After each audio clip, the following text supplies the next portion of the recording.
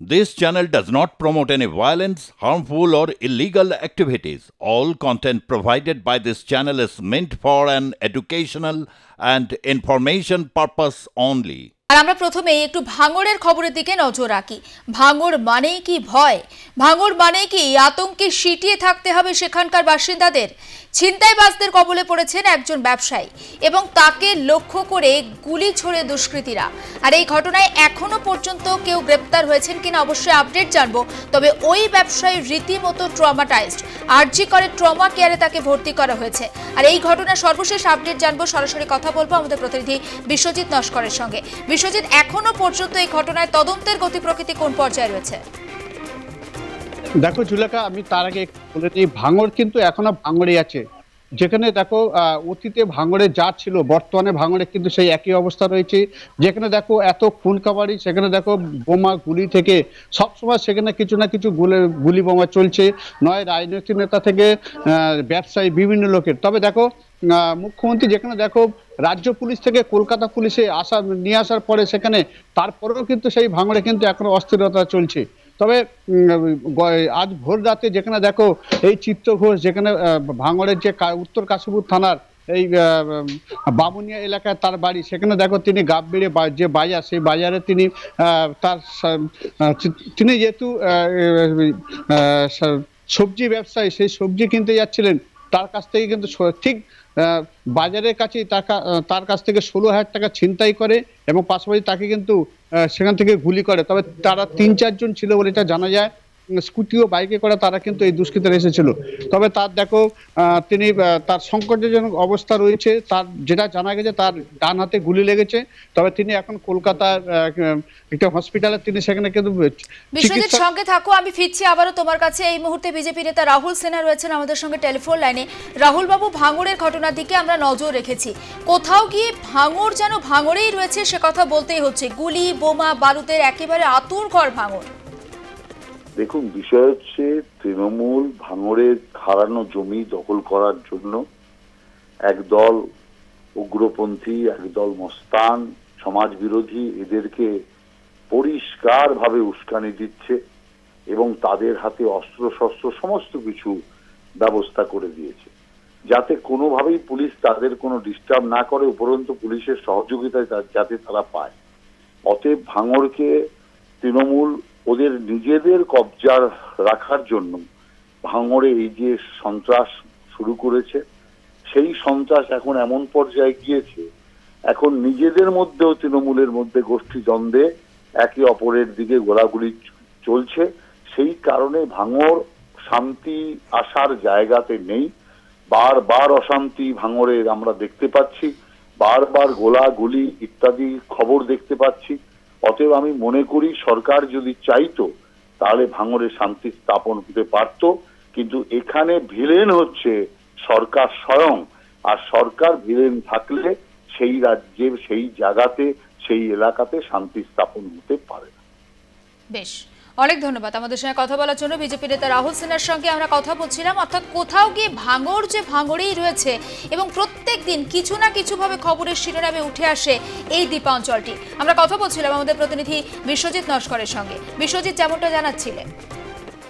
দেখো জুলেখা, যেখানে কিন্তু এই ভাঙড়ে এখন কিন্তু মাসের পর মাস যেখানে কিন্তু গুলি বোমা চলে, সেখানে কিন্তু দেখো প্রতি সপ্তাহে কিছু না কিছু একটা ঘটনা ঘটছে। সেখানে নয় বোমা মারছে, নয় সেখানে গুলি চলছে।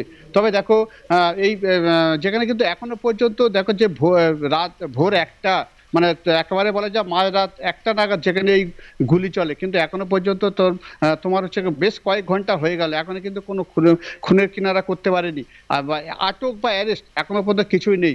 উত্তর কাশীপুর থানার পুলিশ তারা চেষ্টা করছে বাসন্তী হাইওয়ে বরাবর তাদের যে সমস্ত সিসিটিভি ক্যামেরা আছে সেগুলো তারা ভালো করে খুঁটিয়ে দেখছে যে ওই রাতের বেলা কোন দিক থেকে দুষ্কৃতীরা এসছে বা কোন দিক থেকে তারা চলে গিয়েছে।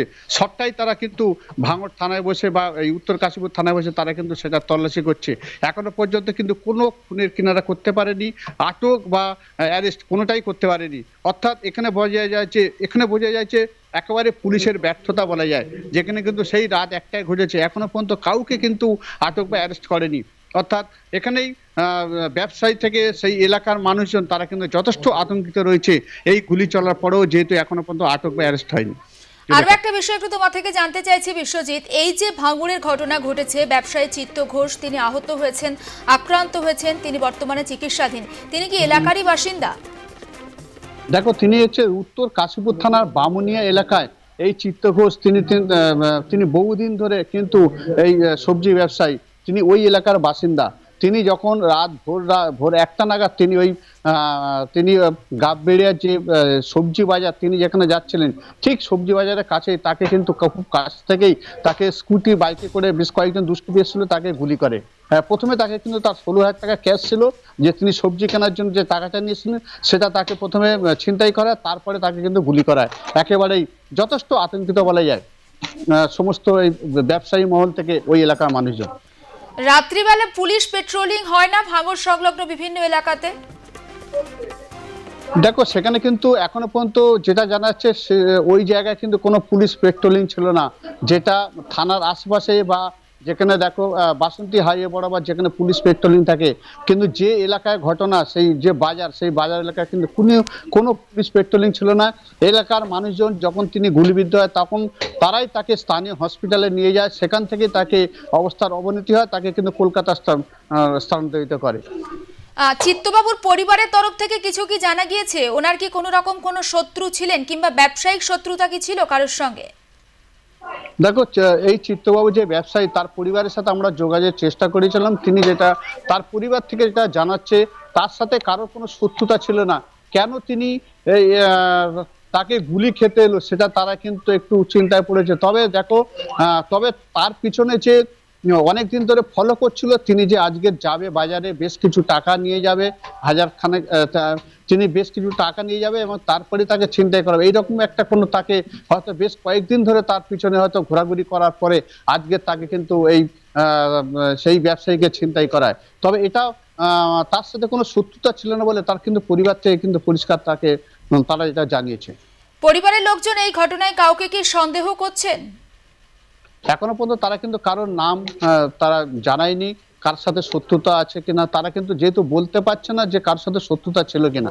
তার যেহেতু এই চিত্ত ঘোষ তিনি কিন্তু এলাকার ভালো মানুষ হিসেবে পরিচিত ছিলেন এবং তিনি একেবারেই একটি সবজি ব্যবসা করতো বহুদিন ধরে, অর্থাৎ তার সাথে পরিবার বা প্রতিবেশীরা তারা কিন্তু তার সম্পর্কে কোনো খারাপ রিপোর্ট তাদের কাছে নেই। অর্থাৎ এটা কিন্তু যা শুধু এলাকায় পুলিশ পিকেট না থাকার জন্য, সিকিউরিটি বা না থাকার কারণেই কিন্তু সে যখন ছিনতাইবাজরা জানে যে তিনি এই সময় আসবে, তিনি এখানে বাজারে ঢুকবে, সেই সময় তাকে ছিনতাই করা হবে, সেই মতো কিন্তু কাজটি হয়েছে বলে যেটা এলাকার সূত্রে যেটা জানা যাচ্ছে। নজর থাকবে বিশ্বজিৎ, আপাতত তোমাকে ধন্যবাদ। এবং ভাঙড়ের খবরের দিকে আমরা নজর রেখেছি, যেখানে ব্যবসায়ীর উপরে হামলা, তবে কিসের জন্য ব্যবসায়ীর উপরে হামলা সেটা এখনো পর্যন্ত স্পষ্ট নয়।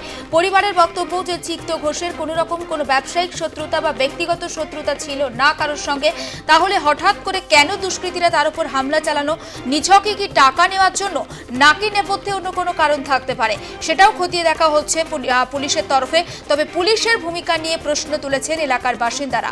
তাদের অভিযোগ যে এলাকাতে যদি নির্দিষ্ট পরিমাণে পুলিশের পেট্রোলিং চলতো কিংবা সিকিউরিটি থাকতো, সিসি ক্যামেরা থাকতো, তাহলে কিন্তু এত সময় লাগতো না কে বা কারা এই ঘটনার সঙ্গে জড়িত সেটা অন্তত পুলিশ বুঝতে পারত।